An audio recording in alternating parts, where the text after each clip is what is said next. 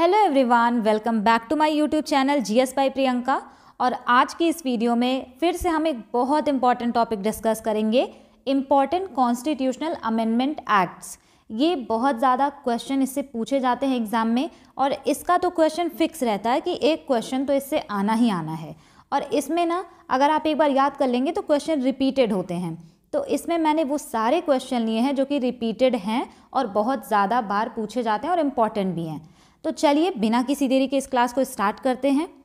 तो important constitutional amendment act बताने से पहले आपको कुछ इम्पॉर्टेंट फैक्ट्स याद रखने होंगे। पहला, constitution adopted and enacted on. Constitution को अडॉप्ट किया गया था 26 नवंबर 1949 को, और ये डेट हमारे कॉन्स्टिट्यूशन के प्रीएम्बल में भी लिखी गई है।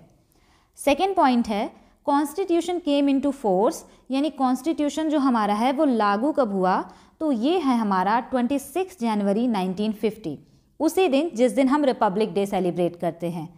प्रीएम्बल वॉज एक्सेप्टेड ऑन, और प्रीएम्बल हमारा कब एक्सेप्ट किया गया था, तो ये हमारा एक्सेप्ट किया था 22 जनवरी 1947 को ही इसको एक्सेप्ट किया गया था। फोर्थ पॉइंट है, नेशनल फ्लैग अडॉप्टेड ऑन, यानी कि हमने अपना नेशनल फ्लैग कब अपनाया था, तो वो 22 जुलाई 1947 हो जाएगा।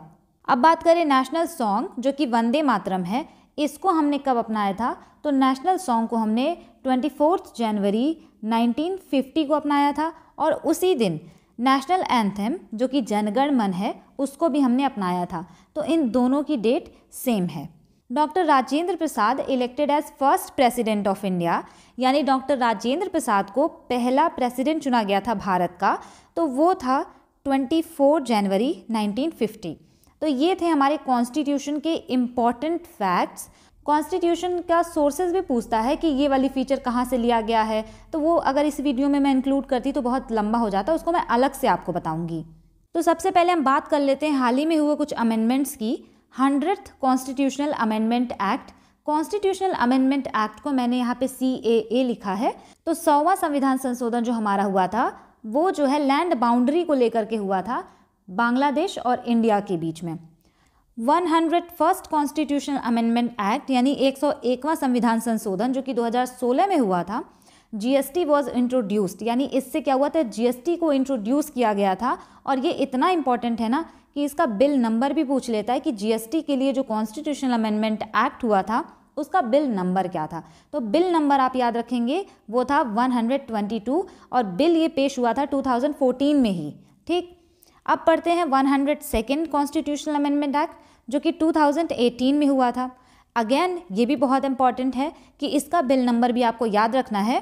इसका बिल नंबर है 123, और इसके थ्रू ना हमारा NCBC यानी national commission for backward classes के लिए कॉन्स्टिट्यूशनल स्टेटस दे दिया गया था। और इससे आर्टिकल जो हमारे संविधान में 338B और आर्टिकल 342A को हमारे कॉन्स्टिट्यूशन में इंसर्ट किया गया था। और अगर हम थोड़ा इम्पॉर्टेंट जानकारी की बात करें तो आर्टिकल 338A बात करता है national commission for scheduled tribes, और 338B बात करता है national commission for backward classes, और 338 आर्टिकल बात करता है national commission for scheduled caste. 103rd constitutional amendment act जो कि 2019 में हुआ था, इसका भी बिल नंबर आपको याद रखना है। इसका बिल नंबर था 124, और इसके थ्रू EWS कोटा मिला था, यानी रिजर्वेशन।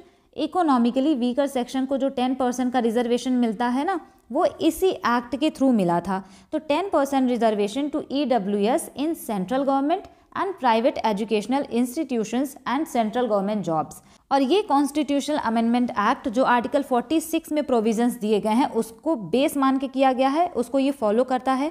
और इस कॉन्स्टिट्यूशनल अमेंडमेंट एक्ट की वजह से हमारे कॉन्स्टिट्यूशन में आर्टिकल 15 क्लॉज 6 जो कि एजुकेशन के लिए है वो इंसर्ट किया गया था, और आर्टिकल 16 क्लॉज 6 जो कि एम्प्लॉयमेंट से रिलेटेड है वो इसमें इंसर्ट किया गया था। 104th कॉन्स्टिट्यूशनल अमेंडमेंट एक्ट ये भी 2019 में आया था, और इसका बिल नंबर आपको याद रखने की ज़रूरत नहीं है, ये उतना इम्पॉर्टेंट नहीं है। इसका बिल नंबर वैसे है 126। तो इससे क्या हुआ था ना कि जो भी लोकसभा में या फिर लेजिस्लेटिव असेंबली में जो SC या ST के लिए सीट रिजर्व की जाती है ना, उसको 10 साल के लिए बढ़ा दिया गया था और ये अब बढ़ा दिया गया है 25 जनवरी 2030 तक के लिए। ठीक, और इसी के थ्रू जो हमारा एंग्लो इंडियन के लिए लोकसभा में सीट्स रिजर्व रहती थी ना आर्टिकल 334 के थ्रू, तो उसको भी एबॉलिश कर दिया गया। मतलब एंग्लो इंडियन का जो सीट रिजर्व होता था उसको ख़त्म कर दिया गया है। नेक्स्ट है हमारा 105th कॉन्स्टिट्यूशनल अमेंडमेंट एक्ट, जो कि 2021 में हुआ। इसकी वजह से क्या हुए, कुछ प्रोविजंस जो कि 102nd कॉन्स्टिट्यूशनल अमेंडमेंट के थ्रू जोड़े गए थे, तो उनमें कुछ प्रोविज़न में बदलाव किए गए और इसमें ये भी चीज़ सामने आई कि स्टेट जो है वो अपना स्टेट लिस्ट बना सकता है बैकवर्ड क्लासेस का। इसके पहले केवल प्रेसिडेंट बना सकता था, लेकिन स्टेट को भी इसके थ्रू ये हो गया कि वो भी अपना स्टेट का जो है बैकवर्ड क्लासेस का लिस्ट बना सकते हैं। बहुत पहले था लेकिन फिर रिमूव हो गया था, तो फिर इसके थ्रू वापस आ गया। अब हम बात कर लेते हैं कुछ इंपॉर्टेंट अमेंडमेंट्स की। तो ये तो रीसेंट अमेंडमेंट थे, अब बात करते हैं इंपॉर्टेंट अमेंडमेंट्स की। तो पहले मैं आपको ये सब बता दूं, फिर हम कुछ क्वेश्चन भी करेंगे जो कि थ्योरी में कवर ना हुआ हो तो हम उसका क्वेश्चन देख लेंगे। तो फर्स्ट कॉन्स्टिट्यूशनल अमेंडमेंट एक्ट जो कि 1951 में हुआ था, बहुत इंपॉर्टेंट है। इसके थ्रू जो है 9th शेड्यूल हमारे कॉन्स्टिट्यूशन में ऐड किया गया था 1951 में। 7th कॉन्स्टिट्यूशनल अमेंडमेंट एक्ट जो कि 1956 में हुआ था, ये बात करता है रीऑर्गेनाइजेशन ऑफ स्टेट्स का, और इसी के थ्रू जो कॉमन हाई कोर्ट होता है ना, कि मतलब 2 स्टेट हैं उसका एक ही हाई कोर्ट है, तो वो 7th कॉन्स्टिट्यूशनल अमेंडमेंट एक्ट 1956 के थ्रू ही हुआ था, उसी के थ्रू इंट्रोड्यूस हुआ था इसका प्रोविज़न। अब बात करते हैं 21st कॉन्स्टिट्यूशनल अमेंडमेंट एक्ट 1967। इसके थ्रू सिंधी लैंग्वेज को हमारे कॉन्स्टिट्यूशन के 8th शेड्यूल में जोड़ा गया था। कॉन्स्टिट्यूशन जो है हमारा, उसके 8th शेड्यूल में हमारी 22 लैंग्वेजेस आती हैं, तो इसमें सिंधी लैंग्वेज जोड़ा गया था। मतलब 22 थी नहीं, धीरे धीरे जोड़ा गया, फिर उसके बाद 22 हुई।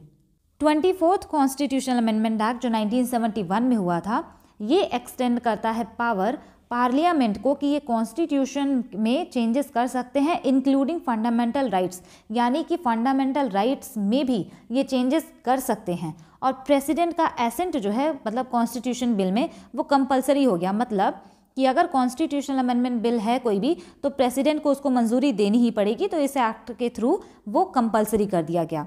26th कॉन्स्टिट्यूशनल अमेंडमेंट एक्ट 1971 में हुआ। इसकी वजह से प्रीवी पर्सेस का जो सिस्टम था ना, वो अबॉलिश कर दिया गया। मतलब पहले जो भी हमारे प्रिंसली स्टेट्स थे, जो भी रजवाड़े वगैरह थे, तो वो जब भारत में मिल गए, मतलब वो स्टेट बन गए, तो तभी भी उनको कुछ अमाउंट दिया जाता था। लेकिन 26th कॉन्स्टिट्यूशनल अमेंडमेंट एक्ट 1971 के थ्रू उनका ये जो देने का जो सिस्टम था ना, उनको कुछ अमाउंट जो दिया जाता था, उसको अबॉलिश कर दिया गया, पूरी तरीके से ख़त्म कर दिया गया। अब हम बात करते हैं 42nd कॉन्स्टिट्यूशनल अमेंडमेंट एक्ट 1976। इसके थ्रू कॉन्स्टिट्यूशन में इतने ज़्यादा चेंजेस हुए ना कि इसको हमने नाम दे दिया मिनी कॉन्स्टिट्यूशन, क्योंकि इसके थ्रू बहुत ज़्यादा चीज़ें चेंज हुई थी। तो पहला ये कि इसी के थ्रू पार्ट 4A जोड़ा गया कॉन्स्टिट्यूशन में, और पार्ट 14 का A जोड़ा गया। ठीक, और ये मोस्ट कॉम्प्रिहेंसिव अमेंडमेंट था, यानी इसमें बहुत सारी चीज़ें ऐड की गई थी। फॉर एग्जांपल अगर हम बात करें फंडामेंटल ड्यूटीज़, जो कि आर्टिकल 51A से लेके K तक हैं, लेकिन उस टाइम पे 10 थी, तो ये जोड़ा गया। DPSP यानी directive principle of state policy में आर्टिकल 323A डाला गया, 323B जो कि एडमिनिस्ट्रेटिव ट्रिब्यूनल से रिलेटेड है, आर्टिकल 39F इसमें डाला गया, आर्टिकल 43A, आर्टिकल 48A। तो ये सारे जो हैं हमारे आर्टिकल्स इंसर्ट किए गए हमारे कॉन्स्टिट्यूशन में। और भी कुछ प्रोविजंस हुए थे। इसी के थ्रू जो है हमारे कॉन्स्टिट्यूशन के प्रीएम्बल में सोशलिस्ट सेक्युलर इंटेग्रिटी यानी सिस जो वर्ड है, ये प्रीएम्बल में जोड़ा गया। मतलब ये पहले से था नहीं प्रीएम्बल में, इसको जोड़ा गया बाद में। और इसी के थ्रू 5 ऐसे सब्जेक्ट थे जो कि स्टेट लिस्ट, जिस पे केवल स्टेट लॉ बना सकता था, उसको कनकरेंट लिस्ट में डाल दिया गया। और वो क्या था? Education, forest, weight and measures, protection of wild animals and birds और एडमिनिस्ट्रेशन ऑफ जस्टिस। तो ये 5 जो सब्जेक्ट हैं ये स्टेट लिस्ट कंकरेंट लिस्ट में ट्रांसफ़र कर दिए गए। अब बात करते हैं 44th कॉन्स्टिट्यूशनल अमेंडमेंट एक्ट 1978 का। तो इसके थ्रू जो है 42nd कॉन्स्टिट्यूशनल अमेंडमेंट एक्ट में कुछ ऐसे प्रोविजंस थे जिनको चेंज करने की ज़रूरत थी, तो 44th के थ्रू उसमें थोड़े से चेंजेस भी किए गए। और जो हमारा इमरजेंसी प्रोविज़न था उसमें जो इंटरनल डिस्टर्बेंस वर्ड था उसको रिप्लेस कर दिया गया आर्म्ड रिबिलियन से, ठीक। और राइट टू प्रॉपर्टी जो है article 31 and article 19(1) clause 1 sub clause F जो था उसको जो है आर्टिकल 300A में डाल दिया गया। मतलब जो राइट टू प्रॉपर्टी पहले फंडामेंटल राइट हुआ करता था उसको एक लीगल राइट बना दिया गया। तो ये भी बहुत इंपॉर्टेंट है कि फंडामेंटल राइट जो हमारा राइट टू प्रॉपर्टी था उसको लीगल राइट किस अमेंडमेंट के थ्रू बनाया गया। तो आप आंसर मार्क करेंगे 44th amendment act 1978। 52nd constitutional amendment act 1985 की बात करें तो इसके वजह से एंटी डिफेक्शन लॉ जो है वो बनाया गया और इसी से 10th स्केड्यूल हमारे कॉन्स्टिट्यूशन में ऐड किया गया। 61st अमेंडमेंट एक्ट 1989 में जो हुआ इसमें जो है हमारा वोटिंग एज 21 से रिड्यूस करके कम करके 18 कर दिया गया। मतलब पहले जो 21 ईयर्स के लोग वोट दे सकते थे बट 18 कर दिया गया कि 18 साल वाले भी अब वोट दे सकते हैं। और उस टाइम पे हमारे प्राइम मिनिस्टर थे Rajiv Gandhi ji. 65 constitutional amendment act 1990 की बात करें तो इसके थ्रू जो है national commission for SCs and STs यानी schedule caste and schedule tribes के लिए बनाया गया, वो भी आर्टिकल 338 के थ्रू, जो कि 89th अमेंडमेंट जो 2003 में हुए थे तो उसके लिए ST के लिए सेपरेट बाद में कर दिया गया। पहले जो है SC और ST के लिए आर्टिकल 338 में ही कमीशन बना था, लेकिन फिर बाद में 89th अमेंडमेंट हुआ 2003 में तो शेड्यूल ट्राइब्स के लिए ना आर्टिकल 338A कर दिया गया। इसको मैंने अभी पहले आगे भी आपको बताया है। 71st कॉन्स्टिट्यूशनल अमेंडमेंट एक्ट 1992 इसके थ्रू 3 लैंग्वेजेस फिर से हमारे कॉन्स्टिट्यूशन में 8th स्केड्यूल में ऐड की गई और वो है कोंकणी, मणिपुरी एंड नेपाली। इसको आप नमक से याद रख सकते हैं, यानी नेपाली, मणिपुरी और कोंकणी। तो आप इसको याद रखेंगे कि 3 जो जोड़ी गई थी हमारी लैंग्वेजेस वो 71st अमेंडमेंट 1992 के थ्रू जोड़ी गई थी। अब बात करते हैं 73rd and 74th constitutional amendment act जो कि 1992 में हुआ और 74th वाला 1993 में हुआ। इसके थ्रू पंचायत और म्यूनिसिपैलिटीज़ को जोड़ा गया और ये एग्ज़ाम में पूछा था कि जब ये 73rd and 74th constitutional amendment act आया था या हुआ था चेंज तो उस टाइम पे प्राइम मिनिस्टर कौन थे, तो प्राइम मिनिस्टर थे हमारे PV Narasimha Rao ji. 86th amendment 2002 जो है इसमें राइट टू एजुकेशन जोड़ा गया आर्टिकल 21A के अंडर में। आर्टिकल 21 क्लॉज A में जोड़ा गया राइट टू एजुकेशन और ये पूछा गया था अभी पिछले CHSL 2022 में भी पूछा गया था और CGL में भी पूछा गया है, बहुत इंपॉर्टेंट है ये भी। 91st कॉन्स्टिट्यूशनल अमेंडमेंट एक्ट 2003 के थ्रू ये बोल दिया गया कि 15% लोग ही लेजिस्लेचर में जो है मिनिस्टर बन सकते हैं PM और CM को लेकर के, मतलब 15% से ज़्यादा लोग मिनिस्टर नहीं बनने चाहिए। 92nd अमेंडमेंट 2003 में ही हुआ था और इसके थ्रू 4 लैंग्वेजेस फिर से जोड़ी गई हमारे इंडियन कॉन्स्टिट्यूशन में और तब जाके हमारे जो है कॉन्स्टिट्यूशन में जो 22 लैंग्वेजेस हम आज देख पा रहे हैं तो वो 92nd कॉन्स्टिट्यूशनल अमेंडमेंट एक्ट 2003 के बाद हुई थी। जो 4 लैंग्वेजेस जोड़ी गई थी वो कौन थी, वो आप BDMS यानी बदमाश से याद रख सकते हैं, बोडो, डोगरी, मैथिली और सांथाली। तो ये 4 लैंग्वेजेस जोड़ी गई थी, तब जाके 22 लैंग्वेजेस कंप्लीट हो गई थी। 97th अमेंडमेंट जो हुआ था वो हुआ था 2011 में और इसमें कोऑपरेटिव सोसाइटीज़ को ऐड किया गया अंडर पार्ट 9B। ये बार बार पूछता है क्वेश्चन कि कोऑपरेटिव सोसाइटीज़ कॉन्स्टिट्यूशन के किस पार्ट में आती हैं, ये क्वेश्चन पूछा है तो आप आंसर मार्क करेंगे पार्ट 9B में। और आर्टिकल जो आता है इसका 243ZH से लेकर के 243ZT तक आता है। इसमें कोऑपरेटिव सोसाइटीज़ की भी बात की गई है और कोऑपरेटिव सोसाइटीज़ फॉर्म करना एक फंडामेंटल राइट है article 19(1) clause A sub clause C के अंडर में। 99th अमेंडमेंट 2014 की बात करें तो इसके थ्रू ना इस्टेब्लिश किया गया था NJAC एक इंस्टीट्यूशन बनाने की कोशिश की गई थी जिसके थ्रू जो है हमारा जजेस का जो सेलेक्ट करने का वो तरीका था वो बदलने वाला था, सिंपल भाषा में अगर कहे तो।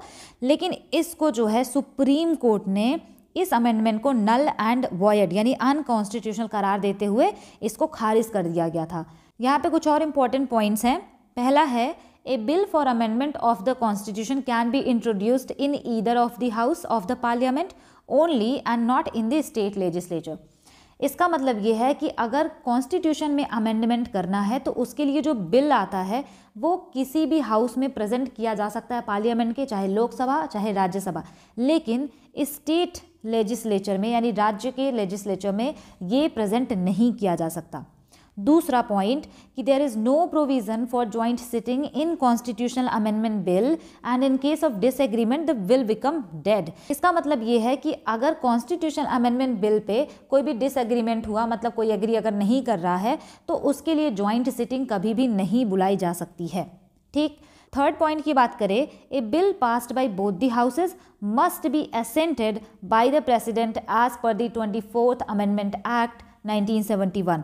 इसका मतलब यह है कि अगर कोई भी कॉन्स्टिट्यूशनल अमेंडमेंट बिल दोनों हाउसेस से यानी लोकसभा और राज्यसभा दोनों से अगर पास हो चुका है तो प्रेसिडेंट को उस पर अपना मंजूरी देना ही पड़ेगा। और ऐसा हुआ था, ऐसा बोला गया था कब? 24th अमेंडमेंट एक्ट जो हुआ था 1971 के थ्रू। अब अमेंडमेंट तो हमने इतने सारे देख लिए, अब ये देख लेते कि अमेंडमेंट आता किस आर्टिकल में है। तो अमेंडमेंट आता है हमारा कॉन्स्टिट्यूशन के आर्टिकल 368 में और पार्ट है इसका 20। और ये अमेंडमेंट हमने लिया कहाँ से है? तो हमने ये अमेंडमेंट लिया है साउथ अफ्रीका से। आप इसको ऐसे याद रख सकते हैं कि साउथ अफ्रीका में बार बार लड़ाइयाँ होती हैं तो नए नए रूल्स बनाने पड़ते हैं, चेंजेस करने पड़ते हैं कॉन्स्टिट्यूशन में। तो हमने अमेंडमेंट का जो प्रोविज़न है वो साउथ अफ्रीका से लिया है। तो आर्टिकल 368 और पार्ट 20 ये सारे थे इंपॉर्टेंट अमेंडमेंट्स। अब हम कुछ क्वेश्चंस देख लेते हैं जो इस थ्योरी में कवर नहीं हुए हैं, क्योंकि बाकी तो क्वेश्चन अगर आएगा तो आप कर लेंगे अगर थ्योरी पढ़े हैं। तो कुछ क्वेश्चंस हैं, चलिए क्वेश्चंस भी देख लेते हैं। तो पहला क्वेश्चन है हमारा 106th amendment act 2023 is related to. 106 number का जो अमेंडमेंट एक्ट आया था 2023 में वो किससे रिलेटेड है? ऑप्शन है यहाँ पे एक्सटेंशन ऑफ एनसीटी यानी नेशनल कैपिटल टेरिटरी, या फिर reservation of women in legislature, other backward classes, या फिर none of the above. Answer भी राइट हो जाएगा यहाँ पे, reservation of women is legislature. 106 constitutional amendment act के थ्रू ये हुआ कि 1/3 सीट्स जो है वुमेन के लिए रिजर्व रहेंगी, चाहे लोकसभा हो चाहे स्टेट लेजिस्लेटिव असेंबलीज हो। क्वेश्चन नंबर 2 है who can initiate the process of amending the Indian constitution. यानी भारतीय संविधान में अगर कोई भी संशोधन करना है तो उसका प्रोसेस स्टार्ट कौन कर सकता है? ऑप्शन है यहाँ पे only the president of India, only the PM of India, only members of parliament, या एनी मेंबर्स ऑफ पार्लियामेंट। तो आंसर डी यहाँ पे राइट आंसर है, पार्लियामेंट का कोई भी मेंबर जो है इसको स्टार्ट कर सकता है।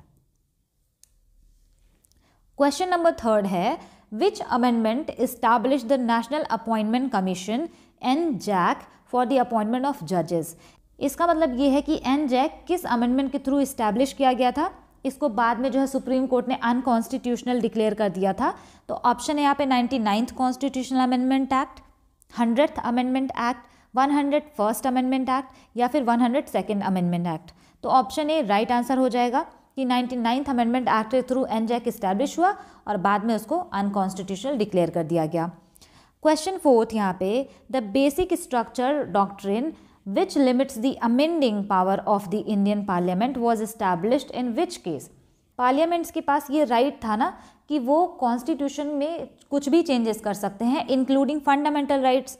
तो उसके बाद जो है सुप्रीम कोर्ट ने एक बेसिक स्ट्रक्चर डिफाइन कर दिया कि आप जो है कुछ भी चेंजेस कर सकते हैं, लेकिन हम कुछ टॉपिक दे रहे हैं, कुछ लिस्ट दे रहे हैं कि इस लिस्ट में जो जो टॉपिक है आप उसको चेंज नहीं कर सकते। तो वही है बेसिक स्ट्रक्चर। अगर सिंपल लैंग्वेज में बात करें तो वो टॉपिक्स हैं यानी कि आप इसके अंदर में चेंज नहीं कर सकते। तो वो किस केस से ऐसा इस्टेब्लिश हुआ था? तो ऑप्शन है यहाँ पे Keshavananda Bharati versus state of Kerala, Indira Gandhi versus Raj Narain, Minerva Mills versus union of India, या फिर Golaknath versus state of Punjab. तो राइट आंसर है यहाँ पे option A Keshavananda Bharati case जो है और वर्सेज स्टेट ऑफ केरला, इसके थ्रू बेसिक स्ट्रक्चर का जो डॉक्ट्रिन है वो इस्टेब्लिश किया गया था। और ये जो है केशवानंद भारती केस ये हुआ था 1973 में और ये हाईएस्ट जजेस बेंच केस था, यानी 13 जज इसमें बैठे थे उस टाइम पर। Question number 5 who amend the Indian constitution. यानी इंडियन कॉन्स्टिट्यूशन में संशोधन करता कौन है? ऑप्शन है यहाँ पे the president of India, the PM of India, the parliament of India, the supreme court of India.